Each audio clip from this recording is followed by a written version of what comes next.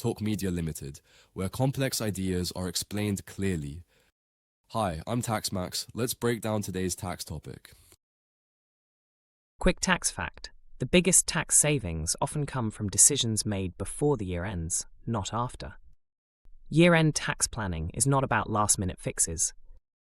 It is a structured review carried out before the accounting period ends, designed to understand how tax rules will apply to a company's profits, expenditure, assets, and future plans.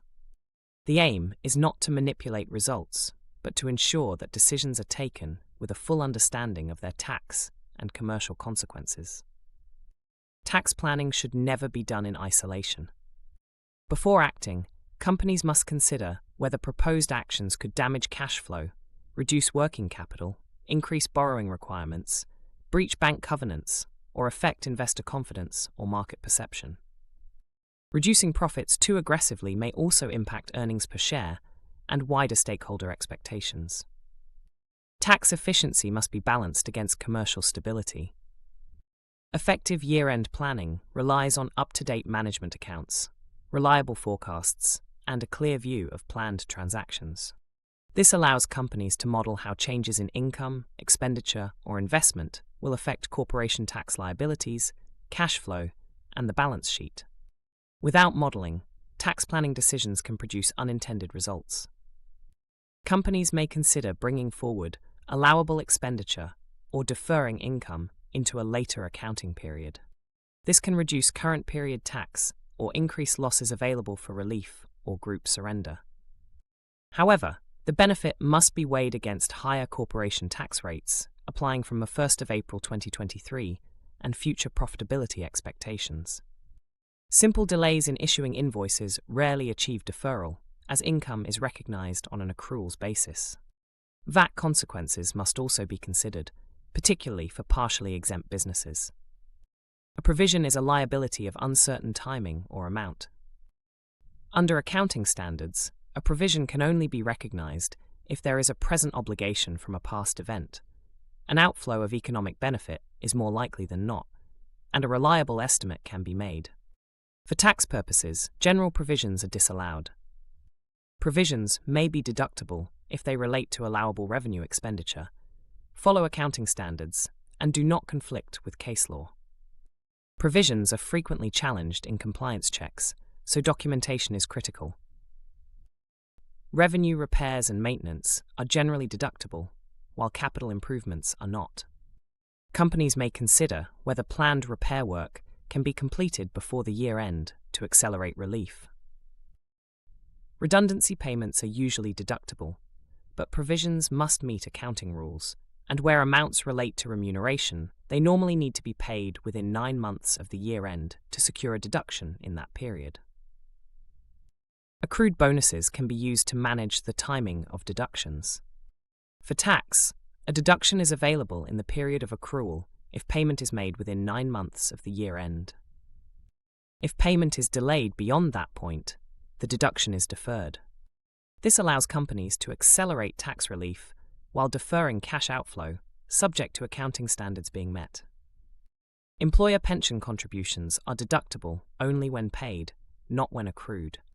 Making additional contributions before the year end can accelerate tax relief, but excessive or non-commercial contributions may be challenged.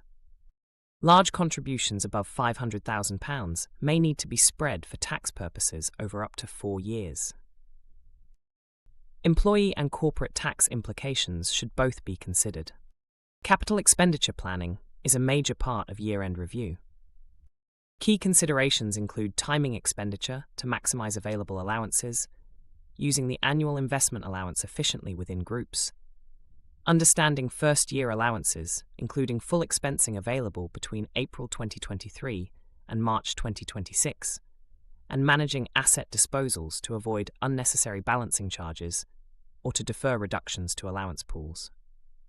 Tracking systems for construction and large projects are particularly important. Year-end planning may also involve timing disposals, using intra-group transfers, applying exemptions such as substantial shareholdings relief, and considering rollover or holdover reliefs. Many of these steps must be taken before the year end to be effective. Loss utilization rules allow greater flexibility than in the past, but also impose restrictions.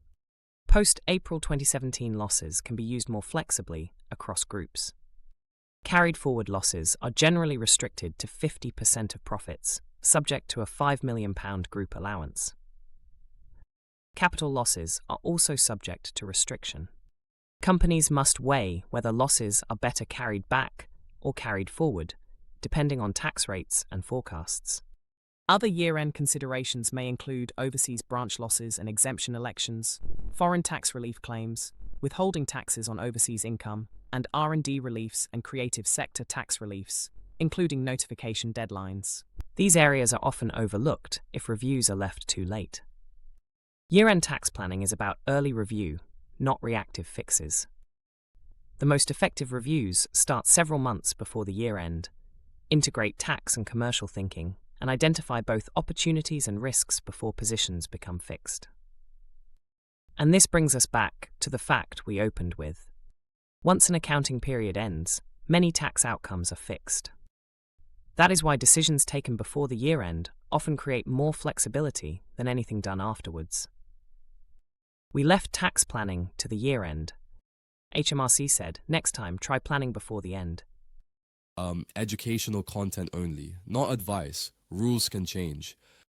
Thanks for watching. Clear explanations, one place, Talk Media.